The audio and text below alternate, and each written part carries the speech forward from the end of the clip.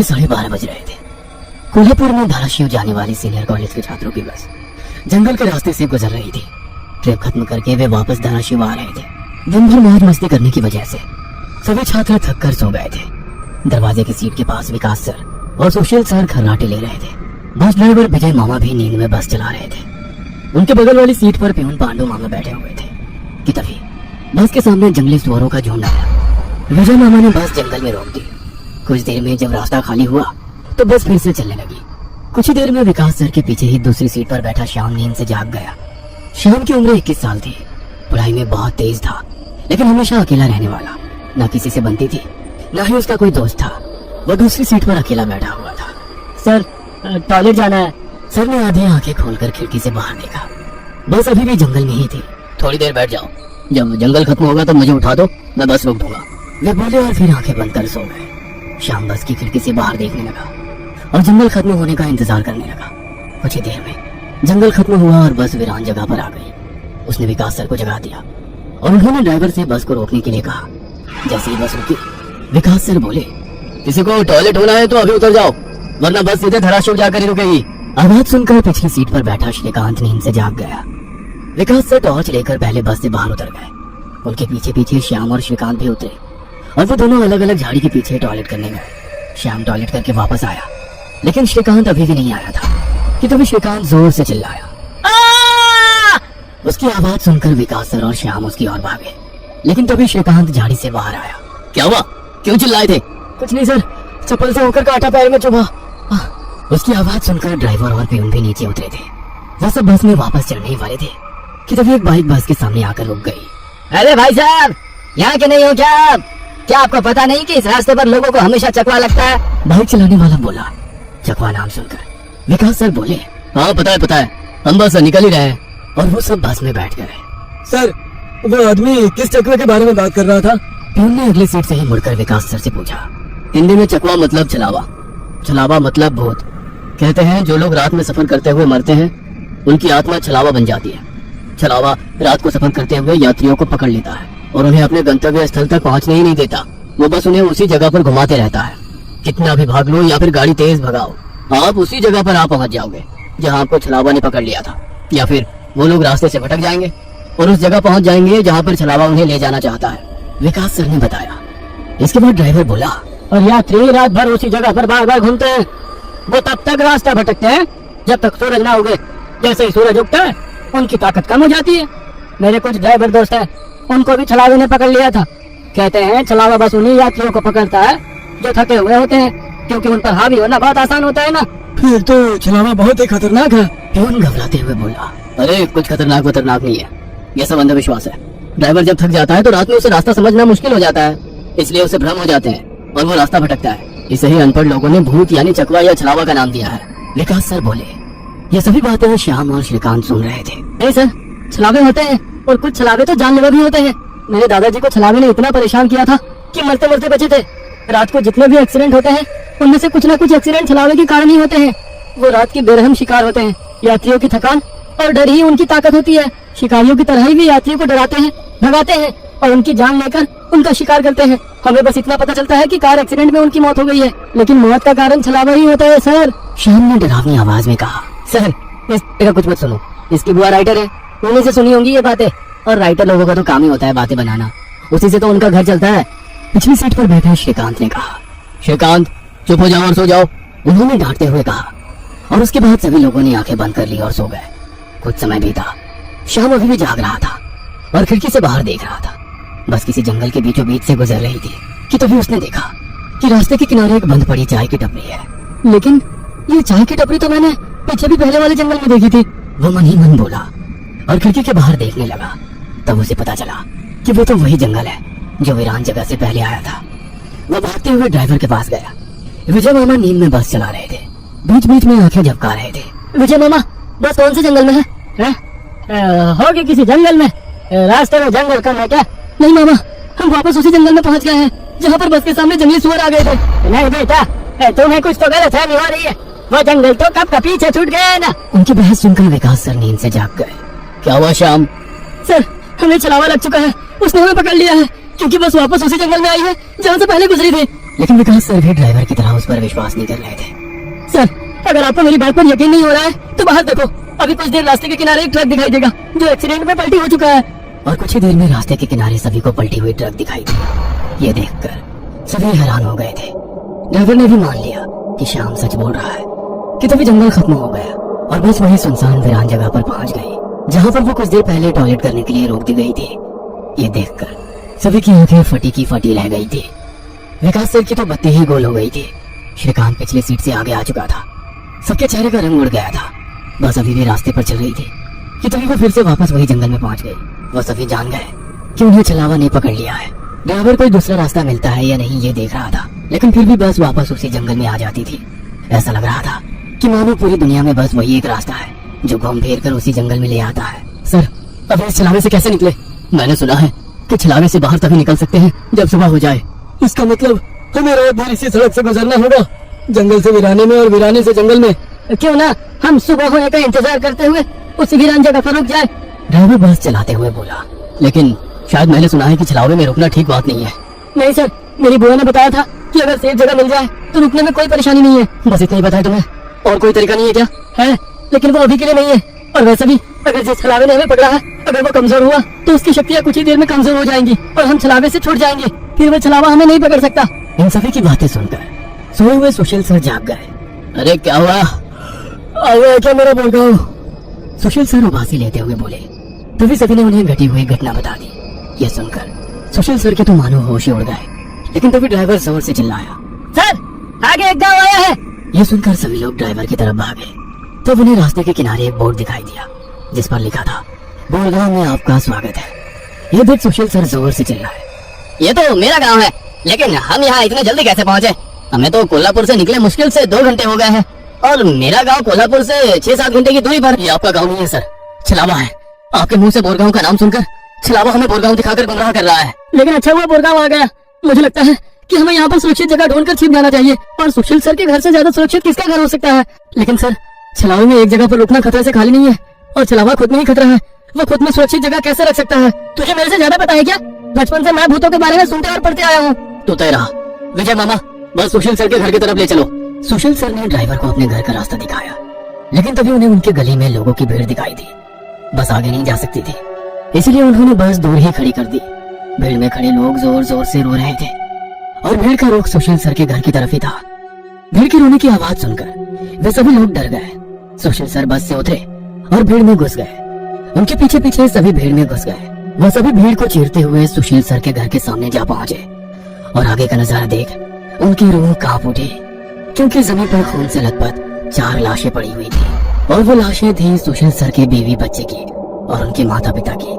उन सभी की किसी धारदार हथियार से गला काटकर हत्या कर दी गई थी। खुद के परिवार की लाशें देखकर सुशील सर का दिल सहम गया और वो रो पड़े। ये क्या हो गया? किसने मारा उन्हें? उन्होंने रोते हुए एक आंख वाले बूढ़े आदमी से पूछा, आज तुम्हारे बीवी ने चाकू से तुम्हारे बच्चे का और तुम्हारे माता पिता का गला चीर कर उन्हें मार डाला और फिर खुद का गला काट कर खुदकुशी कर ली। क्या? लेकिन क्यों? उसने ऐसा क्यों किया? अरे तुमने ही उसे ऐसा करने पर मजबूर किया होगा, वरना वो तो बहुत ही समझदार और नेक दिल इंसान थी। क्या? शादी के इतने सालों बाद भी मैंने उसे कभी रुलाया नहीं है और आप मुझ पर इल्जाम लगा रहे हैं? तुमने ही उसे ऐसा करने पर मजबूर किया है। ये लो चाकू और अपनी जान देकर अपने गुनाह का प्रायश्चित कर लो। वैसे भी तुम अकेले इस दुनिया में जीकर क्या करोगे?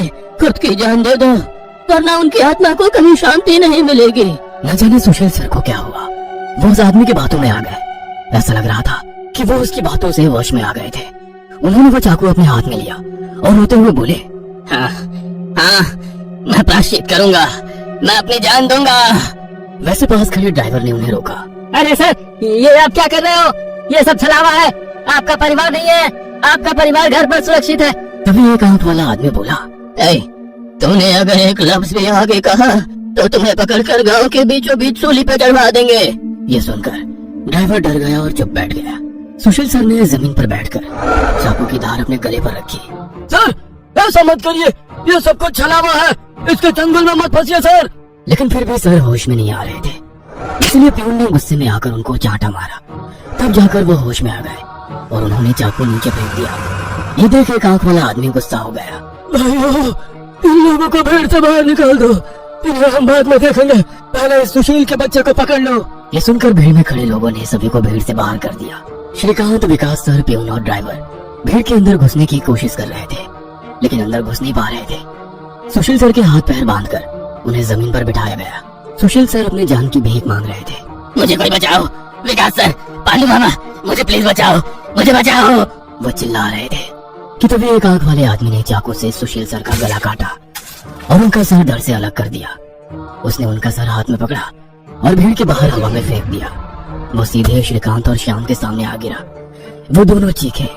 तभी एक आंख वाला आदमी बोला, भाइयों, इन शहरी लोगों ने सुशील को बचाने की जरूरत की है, उन्हें भी पकड़कर उनका गला काट दो। वैसे भीड़ में खड़े लोग इन सब लोगों की तरफ मुड़े। वो गुस्से से इनकी तरफ देख रहे थे। तभी उन्हें बस के हॉर्न की आवाज आई। जल्दी से भागो, जल्दी करो। कुछ ही दूर बस में बैठे ड्राइवर मामा चिल्लाए। उनकी आवाज सुनते ही श्याम, श्रीकांत, विकास सर और प्यून बस की तरफ भागे। भीड़ उनका पीछा कर रही थी। ये सभी लोग जैसे तैसे बस में चढ़ गए। गांव वालों ने बस पर पथराव किया। बस के कांच टूटकर बच्चों के शरीर में उसके टुकड़े घुस गए, लेकिन उसमें से कोई भी नींद से जागा नहीं था, क्योंकि वो सब छलावे के प्रभाव से मोहित होकर सो गए थे। श्याम, विकास सर और श्रीकांत के शरीर में भी कांच के टुकड़े घुस गए थे। कुछ लोग बस के सामने खड़े होकर रोड से बस को तोड़ रहे थे कि तभी ड्राइवर ने उन पर बस चढ़ा दी और बस वहां से चल पड़ी। जैसे तैसे बस गांव से बाहर आ गई। हर कोई अपने शरीर से कांच के टुकड़े निकालने में लगा हुआ था। श्रीकांत अपने हाथ में घुसा कांच का टुकड़ा निकाल रहा था कि तभी प्यून वहां पर आया। भतीजे, रुक, मैं निकालता हूँ, वो बोला, क्योंकि श्रीकांत उनकी बहन का बेटा था। बस फिर से वापस जंगल में आ गई थी। न जाने कब वो छलावा उन्हें अपने गिरफ्त से छोड़ने वाला था। सुशील सर की अभी अभी मौत हो चुकी थी। हर कोई घबराया हुआ था। श्याम, अब बताओ हम क्या करें? अरे इसे क्या पूछना है? इसकी वजह से आज सुशील सर की जान चली गई है और हम सब मरते मरते बचे हैं। चुप हो जाओ। हमने उन्हें बचाने की कोशिश की, लेकिन वो खुद अपने भावना को रोक नहीं सके और इसीलिए मारे गए। इसमें मेरी कोई गलती नहीं है। श्याम सफाई देते हुए बोला, लेकिन अब हम क्या करें? हमें बस सुबह होने का इंतजार करना होगा और बिना कहीं रुके बस चलाते रहना होगा। अरे लेकिन बस में इतना डीजल भी नहीं है कि सुबह होने तक चले। अगर बस का डीजल सुबह से पहले खत्म हो गया तो हम इस चलावे का शिकार हो जाएंगे। हाँ, ये भी है। ये छलावा तो मेरे सोच से ज्यादा ताकतवर निकला। आज अमावस्या है, शायद ये अमावस छलावा है। बुआ कहती थी कि छलावे के बहुत से प्रकार हैं, जिससे सबसे खतरनाक अमावस छलावा होता है। ये सिर्फ और सिर्फ अमावस की रात शिकार करने के लिए बाहर निकलता है। इसे अकेले 2 या 3 लोगों की शिकार करना पसंद नहीं है। जहाँ पर यात्री बहुत सारी संख्या में होते हैं, बस उन्हीं पर यह छलावा हावी हो जाता है। वो सबसे पहले सबसे ज्यादा कमजोर और सफर में थके हुए इंसान को ढूंढता है, उन्हें डर दिखाता है, और जब उसकी डर से मौत हो जाती है तो उसके शरीर पर कब्जा करता है और बाकी यात्रियों के बीच में रहकर उन्हें गुमराह करता है। उन्हीं छलावे में बस घूमता रहता है और जब सभी यात्री थक जाते हैं तब उनका शिकार करता है। और मेरे हिसाब से हम जिस छलावे के चंगुल में फंसे हैं वो अमावस छलावा ही है, और वो भी हमारे बीच में ही है। श्याम डरावनी आवाज में बोला। ये सुनकर सभी के होश उड़ गए थे। वो सब तो ठीक है, लेकिन अब हम इस छलावे से बाहर कैसे निकले? ड्राइवर ने पूछा। इस पर श्याम ने कहा, अब केवल एक ही उपाय है, लेकिन इसमें खून बहने के चांसेस है। क्या है वो उपाय? छलावा अभी भी हमारे बीच किसी मृत शरीर पर कब्जा करके बैठा है। हमें उसे ढूंढना होगा और उसे मारना होगा, क्योंकि उसकी आत्मा मृत शरीर से ज्यादा मजबूती से चिपकी नहीं होती। जैसे ही हम उसको मारेंगे उसकी आत्मा मृत शरीर छोड़ देगी और फिर वो किसी मृत शरीर में घुस नहीं सकेगी, क्योंकि एक अमावस छलावा एक रात सिर्फ एक ही मृत शरीर पर कब्जा कर सकता है। लेकिन हमें से ये छलावा है कौन? वो पीछे सोए हुए स्टूडेंट के शरीर में नहीं है, क्योंकि वो होश में नहीं है। वो हम 5 में से एक है। क्या? लेकिन हम सब तो जिंदा है। नहीं, हम में से एक पहले ही मर चुका है। उसे छलावे ने मार डाला है और उसके शरीर पर कब्जा कर लिया है। कब्जे के बाद मृत शरीर बिल्कुल एक जिंदा आदमी लगता है, क्योंकि छलावा अपने ताकत से जिंदा इंसान की नकल करता है। लेकिन वो है कौन? वैसे श्याम गंभीर हो गया और उसने श्रीकांत की ओर देखा। बस अभी भी जंगल के रास्ते चल रही थी। ड्राइवर बस चलाते चलाते पीछे हो रही बातचीत सुन रहा था, क्योंकि उसे पता था कि अगर बस रुकी तो छलावा उसे निकल जाएगा। बस में सन्नाटा छाया हुआ था। हर कोई श्याम के मुंह से छलावे का नाम सुनना चाहता था कि तभी श्याम बोला, ये श्रीकांत ही छलावा है। ये क्या बकवास कर रहे हो तुम? होश में तो हो? माना कि तुम्हारी बुआ ने बहुत सारी भूतों की किताबें लिखी है, उसका मतलब ये तो नहीं कि तुम कुछ भी बोलोगे और हम सुनते रहेंगे। मेरा विश्वास करो सब, श्रीकांत ही छलावा है। जब ये वीरान जगह पर झाड़ी के पीछे गया था तब मैंने इसे किसी साई की ओर घूरते हुए देखा था। जब मैं देखने के लिए आगे बढ़ा तभी मेरी चप्पल में कांटा चुभने की वजह से मेरी चीख निकल गई और वो साया वहाँ से गायब हो गया। शायद तभी उसने श्रीकांत को पकड़ा होगा और उसके शरीर पर कब्जा किया होगा। चल जल्दी से इसे मार डालो वरना ये भाग जाएगा। ये सुनकर सभी के होश उड़ गए, लेकिन उसकी बात में कुछ तो वजन था। ए श्याम, जुबान संभाल कर बात कर। भतीजा है ये मेरा, अगर इसको किसी ने हाथ भी लगाया तो मार डालूंगा। हाँ प्यून गुस्से में बोला, सर जी, इस पांडु की मत सुनिए। मुझे भी लगता है कि यही छलावा है, क्योंकि हम सभी ने झाड़ी से आती श्याम की चीख सुनी थी। श्याम बिल्कुल सच कह रहा है। ड्राइवर बस चलाते हुए बोला, अरे शक की सुई तो इस श्याम पर भी है। ये भी तो झाड़ी के पीछे गया था और दिखाई नहीं दे रहा था। ऊपर से ये विकास हम दोनों की नजर से दूर था। शायद इसे ही छलावे ने बस के नीचे खींच लिया और वहीं मार डाला। तो ये दोनों क्यों नहीं हो सकते छलावा? प्यून ने कहा। अरे मैं जिंदा हूँ, मैं छलावा नहीं हो सकता। श्याम ने कहा, हाँ, और ये श्याम हमारी कब से मदद कर रहा है। ये छलावा होता तो हमारी मदद क्यों करता। अब बचे तुम तो ड्राइवर के बाजू में ही थे, इसलिए ये श्रीकांत ही छलावा है। विकास सर जोर से बोले, अरे सर, इस प्यून को छोड़ो। अब सीट के नीचे से रॉड निकालो और उस छलावे का सर फोड़कर मार डालो। ड्राइवर बस चलाते हुए बोला। यह सुनकर श्रीकांत डर के मारे प्यून के पीछे छिप गया। विकास सर ने सीट के नीचे से लोहे की रॉड निकाली। प्यून ने उन्हें रोकने की कोशिश की, लेकिन विकास सर ने उन्हें धक्का मारा और रॉड श्रीकांत के सर पर मारी। लेकिन श्रीकांत वहां से हट गया और नीचे गिर गया। वो रॉड से दूसरा हमला करते कि तभी प्यून ने पीछे से रॉड पकड़ी और विकास सर के हाथों से रॉड खींचकर उन्हें खिड़की पर धकेल दिया और उनके सामने रॉड दे मारा। विकास सर हाथों से सिर पकड़कर वहीं तड़पते रह गए। उनके सर से खून निकल रहा था और कुछ ही देर में उन्होंने अपना दम तोड़ दिया। ये देख श्याम चिल्लाया, विजय मामा, जल्दी से पीछे आइए, इन दोनों ने विकास सर को मार डाला। ये सुनकर ड्राइवर ने बस बीच जंगल में रोक दी और वो पीछे भागते हुए आया। उसने प्यून के हाथों से रॉड छीना और उसे धक्का दे दिया। तुम नहीं सुनोगे, इसलिए पहले मुझे तुम्हें ही मारना होगा। ड्राइवर गुस्से में प्यून से बोला और वो प्यून के सर पर रॉड से हमला करता कि इससे पहले ही प्यून ने कांच का नुकीला टुकड़ा तोड़कर ड्राइवर के पेट में घोंप दिया। ड्राइवर जोर से चिल्लाया और नीचे गिर गया कि तभी बस के बाहर से भीड़ की आवाज सुनाई देने लगी। रास्ते के बीचों बीच बस लगाई है इन्होंने। कोई तेजी से चलती गाड़ी इस बस से टकराई तो क्या होगा? बाहर निकालो इन लोगों को और सजा दो। बस के बाहर से आवाज आई और बस पे पथराव होने लगा। प्यून आगे की तरफ भागते हुए गया तो देखा कि 5-6 लोग बस पर पथराव कर रहे हैं। लोग गुस्से से चिल्लाने लगे, अंदर क्यों छुप कर बैठे हो? अरे क्या हुआ भाइयों, आप ऐसा क्यों कह रहे हो? प्यून चीख चीख कर उनसे पूछ रहा था, लेकिन कोई भी उसकी तरफ ध्यान नहीं दे रहा था। तभी श्याम श्रीकांत से बोला, ये लोग सिर्फ छलावा है। हम जंगल में रुके हुए हैं, इसलिए हम मुसीबत में पड़ चुके हैं। विकास सर और ड्राइवर दोनों मर चुके हैं, फिर भी हम छलावे से बाहर नहीं निकले। इसका मतलब छलावा अभी भी हमारे बीच में है और वो छलावा तुम्हारा मामा है। ये सुनकर श्रीकांत की आंखें फटी की फटी रह गई। नहीं, ऐसा नहीं हो सकता। अरे ऐसा ही है श्रीकांत, तुमने देखा कि किस तरह से तुम्हारे मामा ने विकास सर और ड्राइवर की जान ली। वो उन्हें सिर्फ घायल भी तो कर सकता था, लेकिन नहीं, उसने उनकी जान ली। अब तो अपने मामा प्रेम से बाहर आओ श्रीकांत और देखो उस आदमी को, वो तुम्हारा मामा नहीं छलावा है। ये सुनकर श्रीकांत सोच में पड़ गया। श्रीकांत, लोग अभी बस के कांच तोड़कर अंदर आ जाएंगे और हमारी जान ले लेंगे। इससे पहले हमें यहाँ से निकलना होगा। मैं बस को यहाँ से निकालता हूँ और तुम इस छलावे को पीछे बुलाकर इस कांच के टुकड़े से घोंप दो। छलावा मर जाएगा और हमारी जान बच जाएगी। श्याम बोला और ड्राइविंग सीट की तरफ निकल पड़ा। लेकिन तुम्हें ड्राइविंग आती है क्या? अरे मेरे मामा की ट्रैवल एजेंसी है, इसलिए मैं बस पहले ही चलाना जानता हूँ, उसने कहा और ड्राइविंग सीट पर जा बैठा। उसने बस चालू की और बस चलाने लगा। प्यून पीछे श्रीकांत के पास जा पहुंचा। श्याम बहुत ही मन लगाकर बस को भगा रहा था कि तभी उसे प्यून की चीख सुनाई दी। उसने मिरर में देखा तो प्यून गले में हाथ लगा के नीचे गिर गया। श्रीकांत के हाथ में खून से सना कांच का टुकड़ा था। उसने अपने ही मामा को गला काट कर मार डाला था। श्रीकांत श्याम के पास आया। श्याम ने बस रोक दी। मैंने छलावे को मार डाला। ये सुनकर श्याम जोर जोर से हंसने लगा और उसकी आंखें लाल हो गई और वो डरावनी आवाज में बोला, लेकिन छलावा तो मैं हूँ। ये सुनकर श्रीकांत के तो होश उड़ गए। अरे चौंक क्यों रहे हो? मैं ही छलावा हूँ। जंगल में जब बस के आगे सुअरों का झुंड आया था तभी मैं बस में घुस गया था। मैंने बस में सबसे कमजोर और थका हुआ यात्री चुना। ये श्याम थकान के कारण गहरी नींद में सो गया था। मैंने इसे जगाया और मेरा असली रूप दिखाया। मेरा डरावना रूप देखकर ये उसी वक्त सीने पर हाथ लगाते हुए मर गया। मैंने तुरंत इसके शरीर पर कब्जा कर लिया। तभी मैंने जाना कि पिछली सीट पर बैठा एक लड़का, मतलब कि तू, आधी नींद में था और टॉयलेट जाने के विचार में था और मैंने अपना खेल शुरू कर दिया।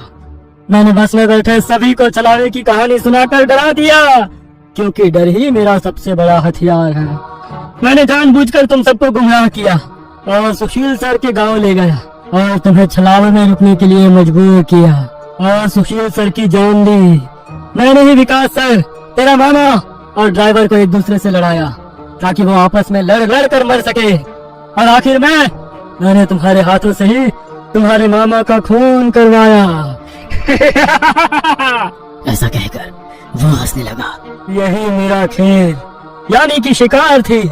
तूने अपने ही मामा की जान ली, उस मामा की जिसने तुम्हें बचाने के लिए अपनी जान पर खेलकर 2 आदमियों की जान ली। अब तुम्हारा जी कर क्या फायदा। यह सुनकर श्रीकांत की आंखों में आंसू आ गए। उसे अपनी गलती का एहसास हो गया। श्रीकांत आओ, बैठ जाओ इस ड्राइविंग सीट पे और ठोक दो इसे किसी पेड़ पे। ले लो खुद की और इन सभी यात्रियों की जान। छलावा श्रीकांत की आंखों में देखकर बोला। शायद उन लाल आंखों का जादू श्रीकांत पे हो रहा था। वह छलावे की बातों में आ गया था, जैसे सुशील सर आ गए थे और खुद की जान लेने के लिए तैयार हो गए थे। शायद श्रीकांत को अपने किए का पछतावा हो रहा था और वो छलावे की बात मानने वाला था कि तभी श्रीकांत ने अपने आंसू पोंछे और वो जोर से चिल्लाया, मामा! छलावे को पीछे पैरों की आवाज सुनाई दी और उसने मुड़कर देखा कि तभी प्यून ने लोहे का रॉड छलावे के सर पे दे मारा और उसके सर पर 4-5 बार हमला कर उसका सर कुचल दिया। तुम्हें क्या लगा खेल केवल तुम ही खेल सकते हो? अरे मैंने तो तुम्हें तभी पकड़ लिया था जब तुम विकास सर और ड्राइवर की मौत देखकर मुस्कुरा रहे थे। तुम अपनी खुशी छुपा नहीं पाए। तब मेरे दिमाग में तुम्हारी बातें आई। जानबूझकर तुमने हमें गुमराह करके छलावे में रोका और तुम्हारी वजह से सुशील सर की जान गई। तुमने मुझ पर ही छलावा होने का इल्जाम लगाया, हाँ? और मेरे मामा विकास सर और ड्राइवर के बीच आग लगा दी और बाद में तुमने मुझे ही मेरे मामा को मारने के लिए कहा। और हद तो तब हो गई जब तुमने कहा कि तुम्हारे मामा की ट्रैवल एजेंसी है, जबकि शाम का मामा तो हमारे कॉलेज के बाहर गोलगप्पे का ठेला लगाता है। श्रीकांत ने अपने मामा के हाथों से लोहे की रॉड ली और छलावे से बोला, अब तुम चैन से शिकार करने के लिए अगले अमावस की रात का इंतजार करो, क्योंकि आज तुम खुद शिकार हो गए हो। और ऐसा कहकर उसने एक रॉड का वार उसके कुचले सर पे कर दिया और उसके शरीर से छलावा काले धुएं के रूप में बाहर निकला और बस के बाहर निकल गया। और जैसे ही छलावा बस से बाहर निकल गया, सभी स्टूडेंट्स नींद से बाहर आ गए। आज पहली बार कोई अमावस छलावा किसी यात्री से हारा हुआ था। बस के ऊपर हवा में उड़ता हुआ छलावा दर्द से तड़पने लगा और चिल्लाते हुए हवा में बिखर गया। उस छलावे को अपनी योनि से मुक्ति मिल गई, क्योंकि ये सृष्टि का नियम है कि जब भी कोई छलावा इंसान से हारता है उसका अंत हो जाता है और उसे मुक्ति मिल जाती है। आधी रात का समय था। एक गाड़ी हवा से बातें करती लोनावला की घुमावदार सड़कों पर दौड़ी चली जा रही थी। गाड़ी के अंदर तेज म्यूजिक चल रहा था और अंदर बैठे चारों नौजवानों अक्षय, रवि, आयशा और आदि ने अपने हाथ में एक एक कोल्ड ड्रिंक की बोतल पकड़ी हुई थी, जिसमें उन्होंने शराब मिला रखी थी। शराब के नशे में झूमते हुए अचानक ही अक्षय ने गाड़ी में ब्रेक लगाई। अचानक ब्रेक लगने के कारण चारों को एक जोरदार झटका लगा और जैसा शराब का नशा एक झटके में चूर हो गया। घबराते हुए रवि, आदि और आयशा गाड़ी से बाहर निकल आए। क्या हुआ अक्षय, इतने जोर से ब्रेक क्यों लगा दिया? सब ठीक तो है ना? लगता है डिक्की खुली रह गई है। जा दी तू चेक कर गया? कुछ नहीं हुआ बे, बस वैसे ही मजे ले रहा था। इसका बर्थडे है, इसे परेशान करना तो बनता है ना। तुम्हें अगर ज्यादा मस्ती सूझ रही है तो हटो, मैं ड्राइव करती हूँ। गाइस, मुझे लगता है अक्षय पीकर आउट हो चुका है। ए आयशा, चुप करके बैठना पीछे। बोला ना तुझे मजाक कर रहा था। अरे आ जाना यार, कुछ नहीं है डिक्की में, बैठ जल्दी। आशा के बुलाने पर आदि भी आकर अपनी सीट पर बैठ जाता है और अक्षय वापस से गाड़ी स्टार्ट कर देता है। यार 100 की स्पीड में भागती गाड़ी में तूने ब्रेक लगा दिया। अगर गाड़ी पहाड़ से नीचे गिर जाती तो अभी इन वादियों में भूत बनकर घूमते अपन लोग हैं। यार प्लीज ऐसा करो, किसी लॉज पर गाड़ी रोक दो, हम लोग सुबह निकलेंगे। अब तेरी क्या प्रॉब्लम है? तुम लोग समझ नहीं रहे हो यार, तुम सबको चढ़ गई है, अपने होश में नहीं हो तुम लोग। इस तरह लॉन्ग ड्राइव पर जाना सही नहीं है और तुम लोग अभी इस हाईवे के बारे में ज्यादा कुछ जानते भी नहीं हो। यार तेरा ही बर्थडे मनाने जा रहे हैं, तू सारा मजा मत खराब कर। अच्छा बता, क्या प्रॉब्लम है इस हाईवे में? यार मैंने बोला ना, ये रास्ता सही नहीं है। यहाँ के लोकल्स का कहना है कि आगे पहाड़ी पर अक्सर रात में एक्सीडेंट होते हैं। क्या बकवास है ये? एक्सीडेंट किस रोड पर नहीं होते हैं? इसमें क्या नहीं बात है? होते हैं, सब जगह होते हैं, लेकिन यहाँ पर वजह कुछ और होती है। बस तू यू टर्न लो और पीछे चलो। अब तो तूने चैलेंज कर दिया भाई को, अब गाड़ी नहीं रुकने वाली। आदि के लाख रिक्वेस्ट करने पर भी अक्षय ने फिर से गाड़ी का गियर बढ़ाया और एक बार फिर से उनकी गाड़ी हवा से बांधी गई। आदि की बातें भूलकर बाकी के दोस्त भी अंग्रेजी गाने की धुन पर आंख बंद करके थिरक रहे थे, लेकिन आदि अभी भी अक्षय के साथ आगे की सीट पर थोड़ा सिकुड़ा सहमा सा बैठा हुआ था। रात का सन्नाटा हर गुजरते पल के साथ गहराता जा रहा था। रात के तकरीबन 2 बज गए थे। पीछे की सीट पर बैठे बैठे रवि अब झपकियां लेने लगा था। तभी एक बार फिर से अक्षय ने जोरदार ब्रेक लगा दिया तो गाड़ी जाकर सड़क किनारे लगे पेड़ से जा टकराई। अक्षय, तुम्हारा दिमाग खराब हो गया क्या? ये क्या मजाक लगा रखा है बार बार? अब तुम चुपचाप ड्राइविंग सीट से उतरो, नहीं तो अच्छा नहीं होगा। अरे यार कोई मजाक नहीं है, मेरी गाड़ी के सामने अभी अभी ना जाने कहां से एक लड़की आ गई थी। अच्छा, तो अब कहाँ गई वो लड़की? मुझे तो यहाँ कोई लड़की नजर नहीं आ रही। मेरा यकीन करो आयशा, गाड़ी के सामने एक लड़की थी, उसे देखकर ही मैंने ब्रेक लगाया तो गाड़ी डिसबैलेंस होकर इस पेड़ से जा टकराई। ट्रस्ट मी, मैं कोई मजाक नहीं कर रहा। रात के 2 बज रहे हैं, इतनी रात को इस सुनसान सड़क पर कोई लड़की क्यों घूमेगी? और अगर तुम्हारी बात मान भी ले कि यहाँ कोई लड़की थी, तो अब वो लड़की कहाँ है? आदि, तुम तो अक्षय के साथ ही बैठे थे ना, तुम्हें कोई लड़की दिखाई दी? मुझे तो कोई लड़की दिखाई नहीं दी, पता नहीं अक्षय क्या कह रहा है। मुझे कुछ समझ में नहीं आ रहा यार, लड़की अचानक कहाँ गायब हो गई। समझ लो हमारा एक्सीडेंट होते होते बचा है अभी। आदि, आयशा और अक्षय गाड़ी से नीचे उतरकर बातें कर रहे थे और अभी सब कुछ अनसुना करके चैन की नींद सो रहा था। इससे देखो, अभी गाड़ी खाई में गिर जाती तो सोते सोते कुंभकर्ण ऊपर पहुंच जाता। इसीलिए बोलती हूँ, लिमिट में पिया करो। अब तू सही कह रही है, शायद मुझे चढ़ गई है। मैं पीछे बैठता हूँ, अब तू ड्राइव कर ले। ना बाबा ना, अब तो मेरी आंखें नींद से भरी हो रही हैं। तू ही चला गाड़ी, लेकिन अब ध्यान से चलाना। अक्षय एक बार फिर से ड्राइविंग सीट पर बैठ गया और आयशा पीछे बैठकर झपकियां लेने लगी। कुछ देर बाद, यार आदि, मुझे ऐसा लग रहा है हम बार बार उसी रास्ते पर आ रहे हैं, सब गोल गोल घूम रहा है यहाँ, वही पेड़ वही पहाड़। मुझे सच में चढ़ गई है क्या यार? तू एक बार लोकेशन चेक करना। भाई पहाड़ एक जैसे ही होते हैं, इसमें क्या अलग होगा? आदि अपना मोबाइल निकालता है, लेकिन मोबाइल में कोई नेटवर्क ही नहीं आ रहा था। यार मेरे फोन में नेटवर्क ही नहीं है। तभी अक्षय को गाड़ी की लाइट्स में सामने एक आदिवासी पहनावे वाली लड़की दिखाई देती है। लगता है मुझे फिर से वहम हो रहा है, अगर अब मैंने ब्रेक लगाया तो ये सब मिलकर मुझे ही पहाड़ से नीचे फेंक देंगे। अक्षय लड़की की ओर गाड़ी बढ़ाने लगता है। अरे तुझे दिखाई नहीं दे रहा? सामने कोई लड़की है, उसे गाड़ी से उड़ा ही देगा क्या? आदि की बात सुनकर अक्षय लड़की से कुछ दूरी पर ही गाड़ी रोक देता है। अक्षय, अचानक ये लड़की कहाँ से आ टपकी? चुपचाप गाड़ी आगे बढ़ा, मुझे कुछ ठीक नहीं लग रहा है, बाहर मत निकलना। अरे यार, बहुत घबराई हुई लग रही है और रात भी हो रही है, देखने तो देख क्या बात है। मैं बोल रहा हूँ ना, ये रास्ता सही नहीं है यार, यहाँ पर अक्सर लोगों को छलावा लग जाता है। तो फिर शुरू हो गया। तभी वो लड़की दौड़ते हुए उनकी गाड़ी के पास आ जाती है। मुझे भूलनपुर तक छोड़ दो साहब, आपकी बड़ी मेहरबानी होगी। क्या बात है, डरी हुई क्यों लग रही हो? साहब, वो लोग मेरे पीछे लगे हैं, आप बस जल्दी से यहाँ से चलो, नहीं तो कुछ भी हो सकता है। लड़की की बात सुनकर अक्षय गाड़ी का दरवाजा खोल देता है और लड़की आकर आयशा के बगल में बैठ जाती है। आपका बहुत बहुत शुक्रिया साहब, आज तो मैं बाल बाल बची हूँ। आपको पता नहीं है साहब, इतनी रात गए इधर निकलना सही नहीं है। यहाँ रात गए अपने शिकार की तलाश में छलावा घूमता है। कहते हैं जिसके ऊपर छलावा की नजर पड़ जाए फिर वो नजर बांध देता है, उसके बाद आप वही देखोगे जो वो आपको दिखाएगा। लेकिन तुम भाग क्यों रही थी? कौन था तुम्हारे पीछे? साहब, मैं छलावा की पकड़ में आ गई थी, बड़ी मुश्किल से अपनी जान बचाकर भागी हूँ। लड़की अभी अपनी कहानी सुनाई आई थी कि सामने से कुछ लोग मशाल लेकर सड़क के बीचों बीच खड़े हो जाते हैं। अरे ये लोग ऐसे सड़क घेर कर क्यों खड़े हो गए हैं? कौन है ये लोग? ओह शिट, हॉर्न बजा जल्दी। इन लोगों पर हॉर्न का कोई असर नहीं पड़ रहा यार, एक तो घुरे जा रहे हैं और अपनी जगह से टस से मस तक नहीं हो रहे हैं। मुझे तो बहुत गुस्से में लग रहे हैं, क्या करूं? पतली सी सड़क है, अगर ये सामने से नहीं हटे तो गाड़ी रोकनी पड़ेगी। गाड़ी रोकते ही कहीं इन्होंने हम पर हमला कर दिया तो? साहब, ये आदमी नहीं है, आप बस गाड़ी मत रोकना। अगर इन्होंने हमें पकड़ लिया तो अच्छा नहीं होगा, हम में से कोई नहीं बचेगा। क्या मतलब है तुम्हारा? मैं उन पर गाड़ी चढ़ा दूं? नहीं, ये मुझसे नहीं हो पाएगा। अक्षय की गाड़ी धीरे धीरे उस भीड़ के नजदीक पहुंच रही थी। भीड़ में खड़े लोगों के हाथों में जलती हुई मशाल और लाठी डंडे दिखाई पड़ रहे थे। इसके साथ ही उनके चेहरे पर गुस्सा भी साफ साफ देखा जा सकता था। जैसे ही गाड़ी उस भीड़ के नजदीक पहुंचने को हुई, अचानक ही अक्षय को दाईं ओर एक मोड़ दिखाई दिया और उसने गाड़ी उधर ही घुमा दी। अब गाड़ी उस सुनसान रास्ते पर दौड़ती चली जा रही थी। अचानक ही आयशा की नींद टूट जाती है। अरे यार, ये लड़की कौन है और ये कहाँ आ गए हम लोग? यार आयशा, हम अपनी आंखों से छलावा देख कर आ रहे हैं, बस लास्ट मोमेंट पर अक्षय ने इस रोड पर गाड़ी घुमा ली, नहीं तो पता नहीं आज क्या होता।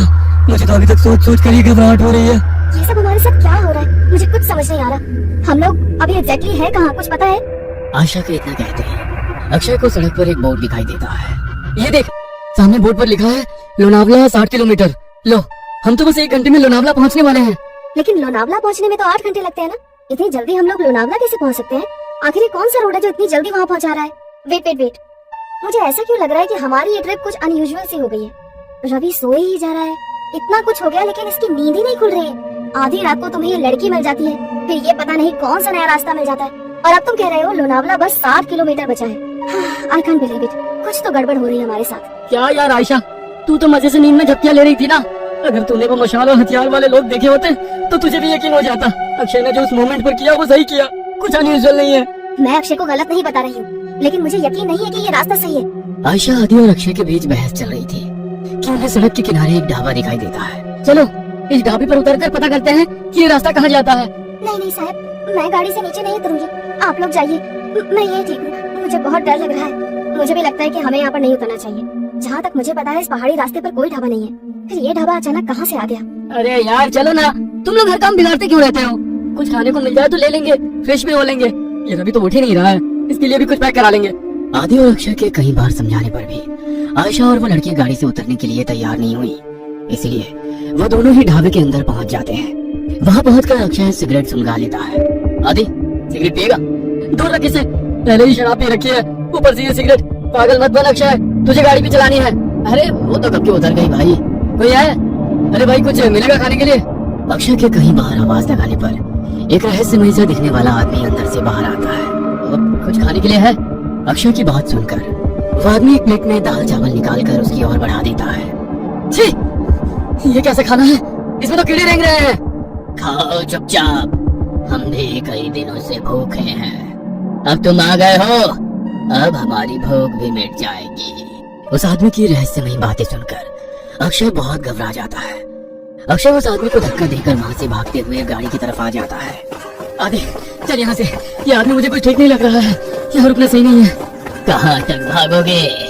वो तुम तक पहुँच चुका है, छल चुका है तुम्हें, अब तुम में से कोई नहीं बचेगा।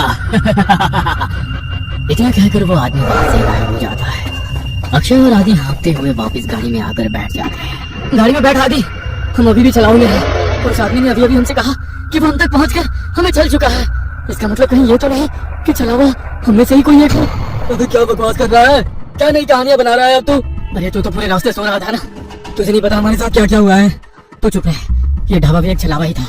कुछ समझ नहीं आ रहा है क्या सच है क्या भ्रम। एक मिनट रवि, इतनी बार गाड़ी रुकी, इतना शोरगुल हुआ, तेरी नींद कैसे नहीं टूटी? तो रवि ही है ना? कहीं ऐसा तो नहीं कि यही छलावा हो? सोचो गाइस, पूरे रास्ते इसने हमसे कोई बात नहीं की है। तुम लोग पागल हो गए हो क्या? हाँ, मुझे तो लगता है ये लड़की ही छलावा है।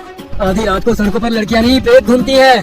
मेरी मानो तो इसे पहाड़ से नीचे धकेल कर छुटकारा पाओ इससे, देखना उसके बाद सब सही हो जाएगा। पागल मत बनो, मैं एक इनोसेंट लड़की को ऐसे कुछ भी करने नहीं दूंगा। मुझे तो लगता है साहब ये आदि सही छलावा है, यही हमें ढाबे में ले जाने के लिए पीछे पड़े थे।